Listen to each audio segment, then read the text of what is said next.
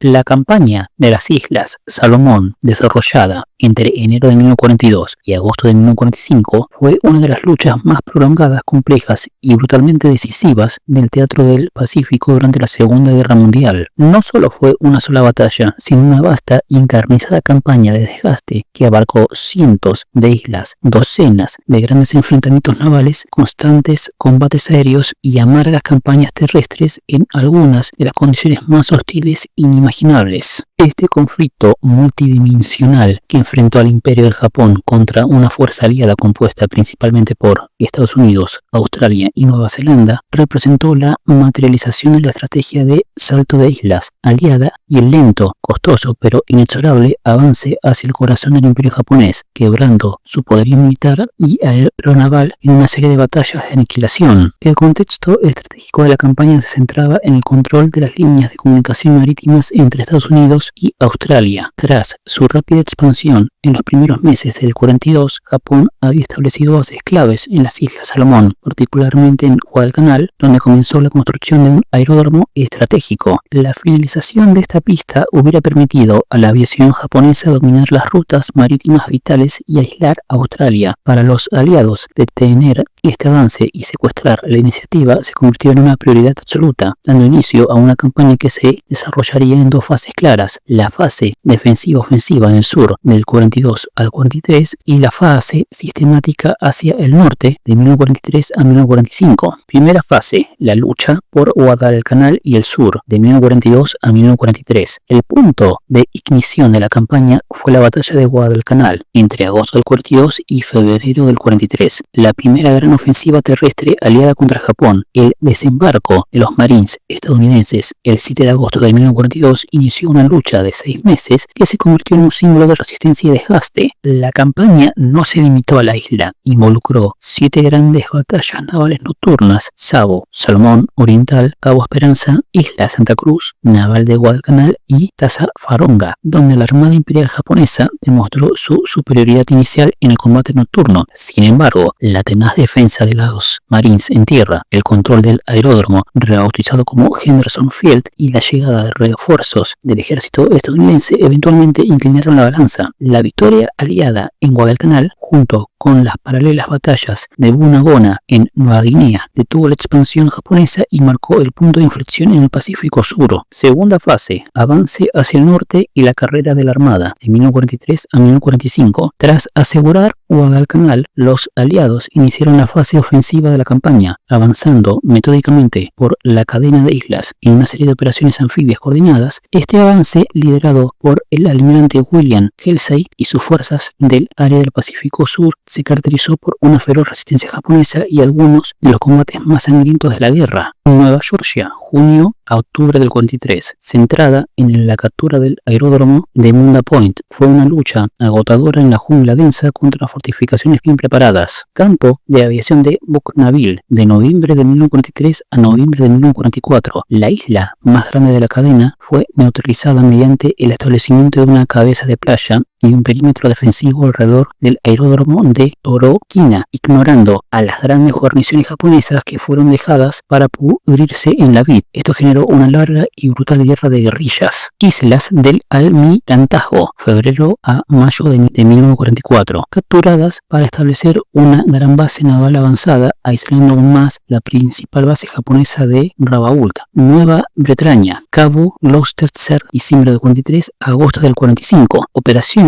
para neutralizar a las fuerzas japonesas, aunque la fortaleza de Rabaul nunca fue asaltada directamente, fue sometida a un continuo asedio aéreo y naval. Un elemento definitorio de toda la campaña fue la lucha por la superioridad aérea. La batalla del mar de Bismarck, marzo del 43, demostró la vulnerabilidad de los convoys japoneses ante ataques aéreos coordinados. La campaña vio el surgimiento de ases de la aviación legendarios como el japonés Hiroyoshi Miyawa y el estadounidense Greg Bovington con su famoso escuadrón BMF-214, los Black Sheep. La destrucción sistemática de la élite de pilotos navales navales japoneses durante estos enfrentamientos fue una pérdida de la que Japón nunca se pudo recuperar. La campaña culminó con la operación Farewell, el plan maestro aliado para aislar y neutralizar la gigantesca base japonesa de Rabaul en Nueva Bretaña. En lugar de un asalto frontal costoso, los aliados optaron por una estrategia de cerco y aniquilación mediante el bloqueo y bombardeo constante. Para agosto de 1945, cuando terminó la guerra, las fuerzas japonesas de Rabaul y muchas islas de Salomón estaban completamente aisladas, cortadas de suministro y militarmente irrelevantes, aunque aún numerosas. Las consecuencias de la campaña de las Islas Salomón fueron profundas. Fue una victoria estratégica aliada absoluta que, primero, quebró el poder defensivo de Japón. Las enormes pérdidas en buques, aviones y lo más crítico en pilotos y tripulaciones veteranas e irreemplazables debilitaron fatalmente a la Armada Imperial Japonesa. Segundo, validó la estrategia de salto de islas. Demostró la eficacia de aislar guarniciones enemigas fuertes en lugar de asaltarlas frontalmente, preservando recursos y vidas aliadas. Tercero, proporcionó experiencia invaluable. Las lecciones tácticas, logísticas y anfibias aprendidas en Salomón fueron cruciales para el éxito de las campañas posteriores en las Marianas, Filipinas e Iwo Jima. Cuarto, aseguró Australia. Eliminó para siempre la amenaza de invasión japonesa y aseguró las líneas de comunicaciones aliadas. La campaña fue un esfuerzo colosal de desgaste que costó la vida de decenas de miles de soldados, marineros y aviadores de ambos bandos. Fue una lucha librada en la jungla, sofocante, en los mares traicioneros y en los cielos, que finalmente quebró la espalda del poder militar japonés en el Pacífico Sur y allanó el camino para la victoria final.